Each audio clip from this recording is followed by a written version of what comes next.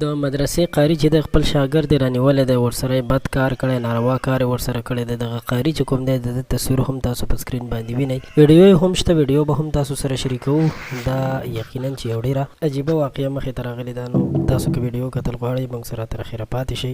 دا قاري چې کوم دی وایي چې ده دغه خپل شاګرد دی چې دا ډېر زیات ښکلی او ډېر زیات ښایسته شاګرد دی او ده د دې شاګرد سره د ناروا کار کولو کوشش وکړو، یعنې په هغه باندې خپې اوچتې کړي دي، رانیولی دی، په زوره باندې ورسره بدکاري کړې ده چې بیا هغه کله کور ته تللی نو کور کې دا خبره کړې ده او د هغې نه پس بیا د قاري دی یا د ملا هر څوک چې دی دا بیا پولیسو نیولی دی او د سره دغه ویډیو چې کومه وه د ثبوت په طور باندې دا ویډیو د خپل ځان سره ساتلې وه. ځینې کسان وایي چې دا د اهل تشیع یعنې د شیعګانو په مدرسه کې شوی دی او ځینې وایي چې نه دا د سنیانو.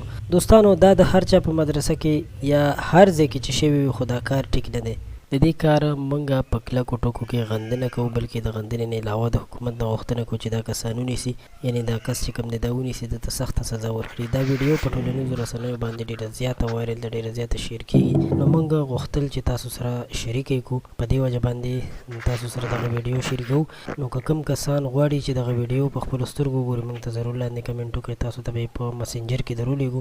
خو زه حیران د دې سړي دې کار ته یم چې د قرآن پاک هم یاد دی، په زړه کې قرآن هم پروت دی او بیا هم دوی داسې کارونه کوي. دوی د الله نه نه ویرېږي، په جومات کې ناست وي او په دوی باندې شهوت او هغه شوق چې کوم دی هغه دومره غالب شوي وي چې دوی ته هېڅ هم په نظر نه ورځي او دوی همدغه کار چې کوم دی دې ته کار ویلی وي، یعنې د دې نه وړاندې به هم د کېدای شي ډېر داسې کارونه کړي وي او اخره کې رسوا شو او وشرمېدو. دوستانو یو ځل بیا هم تاسو ته وایم چې د ویډیو ډېره زیاته خرابه ده، نو په دې وجه باندې دلته نشو شریکولی. کمنټ وکړئ چې میسج کې درولېږو.